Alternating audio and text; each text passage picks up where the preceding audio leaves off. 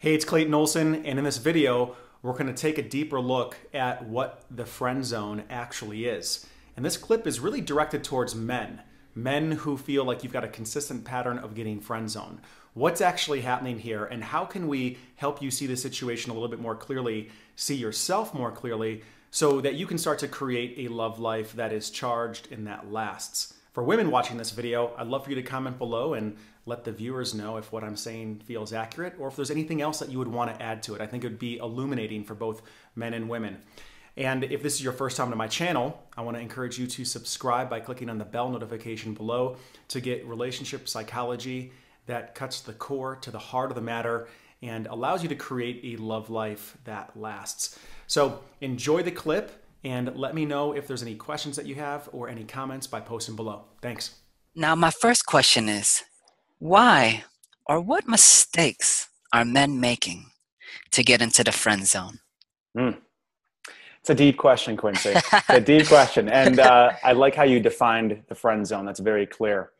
And, when we talked the other day, I really started thinking about this question a little bit more.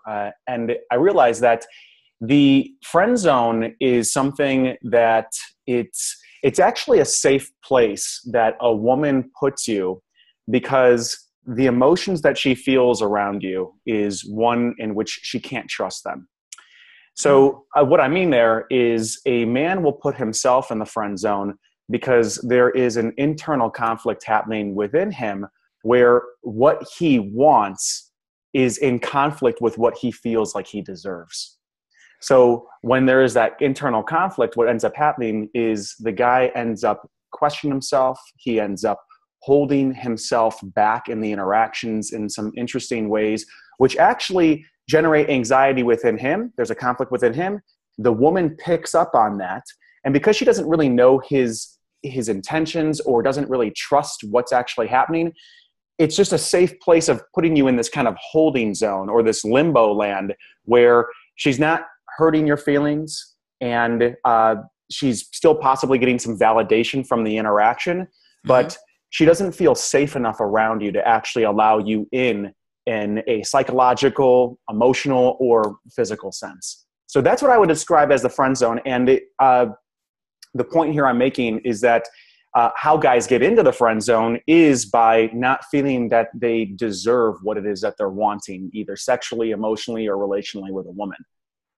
Does it make sense? That makes a lot of sense. Not feeling that they deserve the relationship as maybe because maybe in the past that they've been not damaged but rejected so many times, or maybe their ego or self-esteem isn't strong enough. Yeah.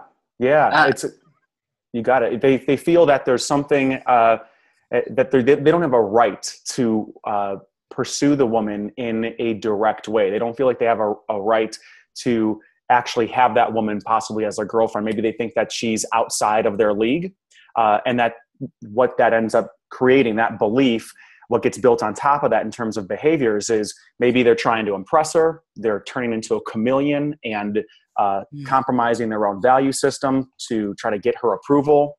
And what they're ultimately doing is they're giving their sense of self-worth over to the woman and allowing their self-worth to be determined by the woman's approval rather than coming in with a solid sense of self-worth and approval for themselves to begin with.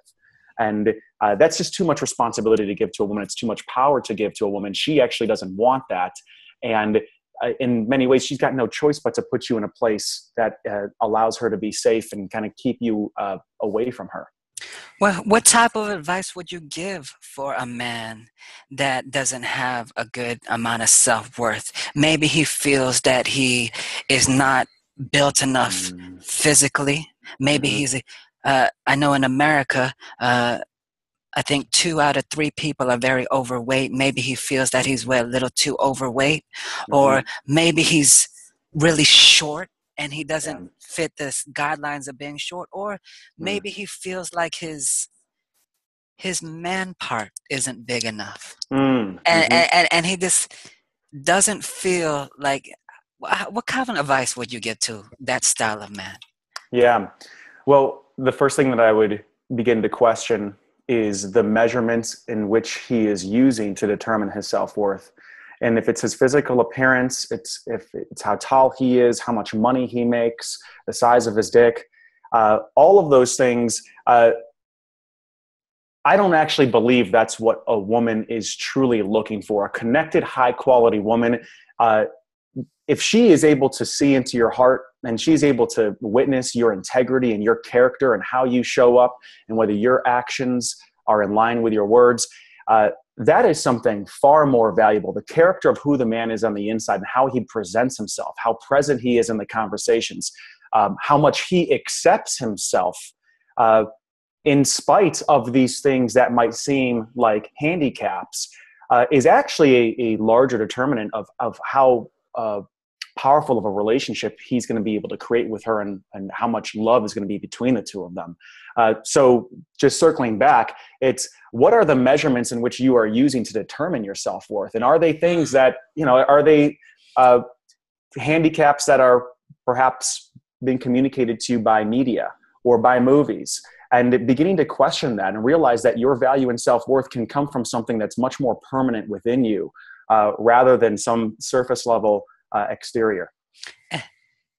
Does a former nice guy, does he need to change himself around? I mean, I know some of us see a lot of these bad boys getting a lot of women, or possible jerk style guys. Is that a necessary change that they need to change in their life? So you're asking, does a nice guy need to become a bad boy in order to begin to attract women? Yes. Well, what are your thoughts on that? Yeah, that's a great question. Another good question. So my definition of a nice guy is actually a man who is trying to be what he thinks the other person wants, so he can avoid disharmony, and any type of conflict. I don't think a nice guy actually has anything to do with being nice. I think that you can be a kind man and get high quality women and have high quality relationships. But being a nice guy, at the core of it, is it's compromising yourself because you're thinking that if you were to reveal who you really are, what you really want, what you really stand for, that somehow you would not be accepted by the other person. At the core of why I think bad boys are able to get women, and perhaps it might look on the surface like they are having more success, is because at the essence, one of the things that a bad boy is doing correctly is he's taking a stand for what he wants in his life unapologetically. Now, there are some other things that are married possibly to that bad boy persona of maybe treating women in a way that's disrespectful or coming off like an asshole or being completely selfish. But what we can learn from that archetype of man is this idea of truly going after what you want without hesitation and with clarity and transparency. And that is what allows people around you to feel safe. When somebody knows what they want and they know what they stand for, other people don't have to question that person's agenda. They don't have to question that person's motivations, and everything's transparent. So it allows people around you to relax. And when a woman is able to relax in your presence, she's much more likely to be able to want to move things forward and to feel comfortable allowing you to get closer and closer to her emotionally.